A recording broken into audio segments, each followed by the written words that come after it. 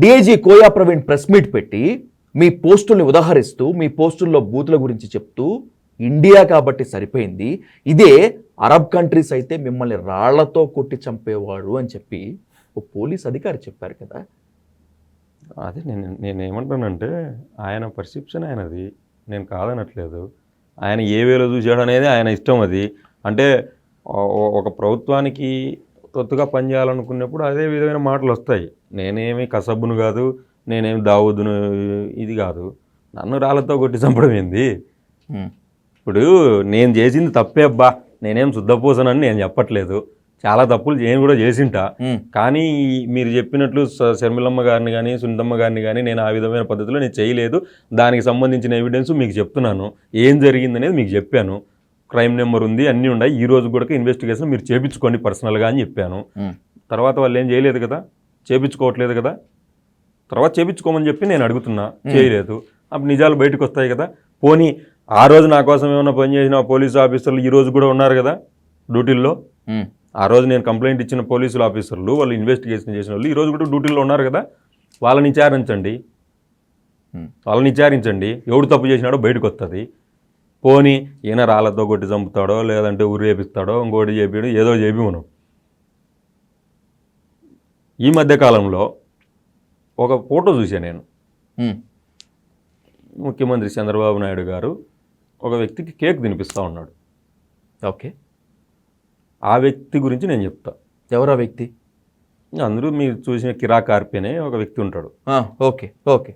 అతను పెద్ద పెద్ద స్క్రీన్లు పెట్టి జగన్మోహన్ రెడ్డి గారి గురించి, వాళ్ళ ఫ్యామిలీ గురించి, పిల్లల గురించి, ఇంకోరి గురించి చాలా నీచంగా, శ్యామల గారి గురించి, రోజమ్మ గారి గురించి ఎవరు మాట్లాడితే వాళ్ళు, ఇప్పుడు ఈరోజు ఎవరైనా మాట్లాడితే ప్రెస్ మీట్ పెట్టి ఏదైనా ఖండిస్తే వాళ్ళ గురించి, వాళ్ళ చరిత్రల గురించి, వాళ్ళు ఏమి చేశారు ఇంకోరి గురించి చాలా నీచంగా ట్రోల్ చేస్తున్నాడు. ఈరోజు కూడా లంబాస్తో మాట్లాడుతూ పెట్టిన వీడియోలు నేను ఇస్తాను నీకు, నీ ఛానల్లో నువ్వు ప్లే చేయగలవా? చేపిస్తాను ఖచ్చితంగా, ఏముంది. మళ్ళీ నువ్వు ఇబ్బందులు గురవుతావు. ఏదైనా టీడీపీ వాళ్ళు ఈ రోజు కూడా ప్రతిదీ లంబాస్తో ముంబాస్తో మాట్లాడే వీడియోలు పోస్టింగ్లు నేను ఇస్తాను నీకు, మొత్తం డేటా ఉంది. ఇవన్నీ కూడా మొత్తం టీడీపీ వాళ్ళు ఈ విధంగా చేస్తున్నారు, మీరు ఈ పద్ధతి మార్చుకోండి అని చెప్పి మీరు ఏమైనా చెప్పగలరా? ఎందుకు? ఖచ్చితంగా చెప్తాను. తప్పు ఎవరు చేసినా తప్పే, వైసీపీ తప్పు చేసినా తప్పే, టీడీపీ చేసినా తప్పే. అంటే వాళ్ళు నిద్రపోతున్నారా ఇప్పుడు? మీరు చెప్పేంత వరకు తెలుసుకోలేదా ఏం జరుగుతుంది అనేది? వాళ్ళకి అర్థం కావట్లేదా?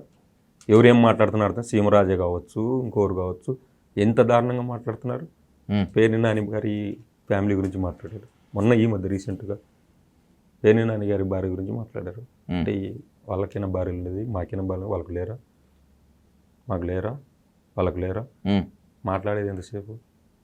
మేము మాట్లాడేది మాత్రం బయట కనపడుతుంది. ఎందుకు మాట్లాడుతున్నారు? ఇప్పుడు అలాంటి నీచంగా మాట్లాడే వ్యక్తికి నువ్వు పక్కన నిలబెట్టుకొని ఒక కేక్ కట్ చేయించి కేక్ తినిపిస్తున్నావు అంటే దీని వెనకాల ఉన్నది ఎవరు అసలు?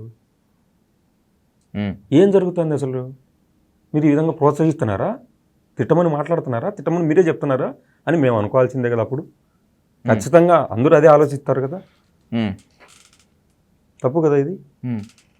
పోనీ మీరేం చేశారు 2019 నుంచి 2024 వరకు ఒక 2 ఏళ్ళు మీరు అసలు బయటికి రాలేదు అనుకోండి, మీ ఇళ్ళలో మీరు ఉంటే వాళ్ళు కరోనా టైంలో ఆ జగన్మోహన్ రెడ్డి ఏదో ఆయన రివ్యూ మీటింగ్లు, ఆ కరోనాకు ఏదో చేసుకుంటూ ఆయన పడుతూ ఉండేవాడు. మీరు ఎక్కడ బయటికి రాలేదు, వచ్చి ఒక కేజీ కూరగాయలు ఇచ్చిన పాపాను కూడా పోలేదు మీరు ఎవరు కూడా. ఆయన పని ఆయన చేసుకునేవాడు. ఆ సోషల్ మీడియాలో కూడా ఎవరు మాట్లాడే వాళ్ళు కూడా లేరు. అప్పుడు 2023లోనే బయటకు వచ్చారు అందరూ కట్టుకొని.